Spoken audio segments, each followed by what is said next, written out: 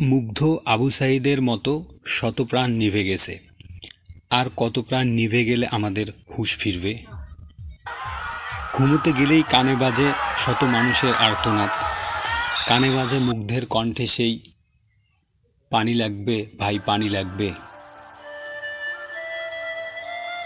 এভাবে আর কত প্রাণ গেলে এই সহিংসতা বন্ধ হবে?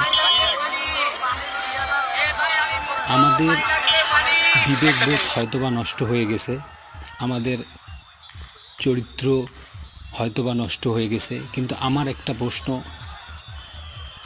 সরকার পক্ষ যখন মানছে না, আন্দোলনকারীরা যখন মানছে না, তো সেক্ষেত্রে তৃতীয় পক্ষ হিসেবে আমাদের যারা সুশীল সমাজ আছে, যারা বুদ্ধিজীবী আছে, তারা কেন দুই পক্ষকে না বুঝিয়ে একটা সলিউশনের দিকে আসতে চাচ্ছে? আমাদের যারা বুদ্ধিজীবী আছে তারা কেন সোসাইটিতে একটা ইম্প্যাক্ট ফেলতে পারছে না? তারা কেন সরকার পক্ষ এবং আন্দোলনকারীদের বুঝিয়ে একটা পন্থাতে আসতে পারছে না? যদি তারা তাদের নিজ দায়িত্বে এই উদ্যোগটুকু নিত, তাহলেও হয়তোবা কিছু প্রাণ বেঁচে যেত। আমরা যখন ভার্সিটিতে পড়তাম তখন প্রায়শই ফান করে একটা কথা বলতাম আর হাসতাম, নিজের টাকায় এয়ারপোর্টে নিজের শরীর আমরা চেক করাই। আর আজ মনে হয় নিজের টাকার বুলেট নিজের শরীরেই বিচ্ছে আমাদের।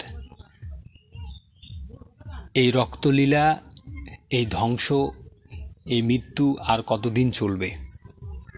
যুদ্ধ তোমাকে জিততে হবে, এমনটা কোনো যুদ্ধজয়ী সেনার ইচ্ছে হলেও অনেক মহাবীর, অনেক যোদ্ধা কিন্তু হেরেছে, কিন্তু তারা তাদের সবটুকু দিয়ে যুদ্ধটাকে জেতার চেষ্টা করেছে, ন্যায়টা প্রতিষ্ঠা করার চেষ্টা করেছে, সত্যটা অর্জন করার চেষ্টা করেছে। রংপুরের যে আবু সাঈদকে গুলি করে মারা হলো, সেই গুলিটা পায়েও করতে পারত, সেই গুলিটা তার হাতেও করতে পারত, তাকে ধরেও নিয়ে আসা যেত। সেখানকার ভিডিও ফুটেজ অনুযায়ী যে অবস্থা, তাহলে তাকে ধরেও নিয়ে আসা যেত। এই অতি উৎসাহিত পুলিশের কারণে শুধু আবু সাঈদের থেকে শুরু হয়ে আজকে কত রক্তপাত হলো। আমরা সাধারণ মানুষ হিসেবে এর একটা সঠিক সমাধান চাই। সবাই তার নিজ জায়গা থেকে সচেতন হোক, সবাই তার নিজের দায়িত্বটুকু পালন করুক, এবং যেটা ন্যায়, যেটা সেটাতে হ্যাঁ বলুক, যেটা অন্যায় সেটাতে না বলুক, এবং সেই সাথে সাথে জাতির বিবেক জাগ্রত হোক।